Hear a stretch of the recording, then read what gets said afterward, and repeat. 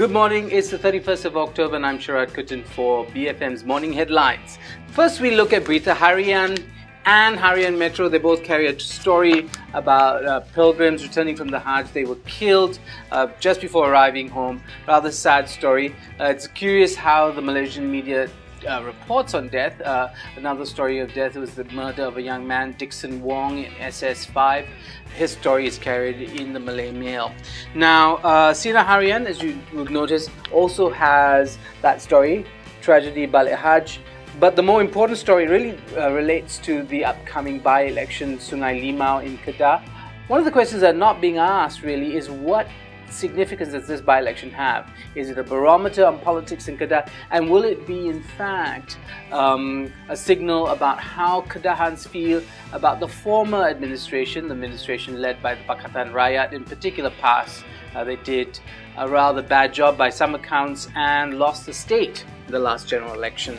So also the Star and Malay Mail both carry stories on security guards and security firms that have not been keeping up with the regulations. The Malay Mail actually has credit for taking the story quite far.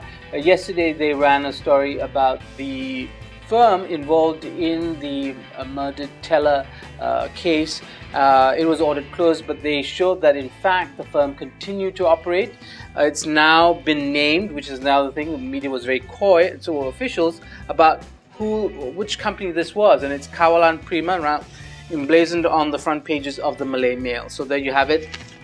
The Star follows suit with more questions after a Georgetown bank guard accidentally fired a shot. So maybe a little more training for our security guards.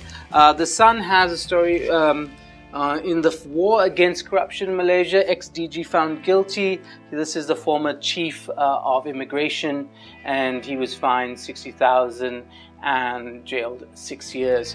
An interesting sidebar there on US spying in Malaysia. And if you look at today's top story on the Malaysian Insider website, it takes that story further. Apparently the Australian mission here was used by the Americans to intercept mail and phone calls. The New Straits Times has a story on addicts. The trends are showing that younger people are involved in drugs. They're starting off with ganja at 10 and graduating to harder drugs by 13. The question is how they're getting access to drugs, and apparently the reason quoted in this report is that it's ease of access to drugs that is really fueling this trend. Again, despite our draconian anti-drug laws, there are a lot of drugs out there in the market. Finally, a story, actually I think this is rather important and it affects all of us. Utusan Malaysia carries a story about how 90% of cooking oil in this country might be recycled. And that means more toxins in the oil, which means when you heat it up, it becomes rather toxic, and the food you eat, very unhealthy for you. Small story aside, but I think worth watching, is in fact the M-League story on the finals. Tickets have been sold out. It's Pahang versus Kelantan. But more importantly, there is a story about the emerging subculture in football, something called Ultras Malaya. And they are an extraordinarily aggressive fan group, now responsible for using smoke bombs, flares and such at games. I do want to recommend, if there's anything you read today, you should be reading an article in the Malaysian Insider with a very interesting headline. It reads, "What would Malaysia be like if Dr. Mahathir was still PM?"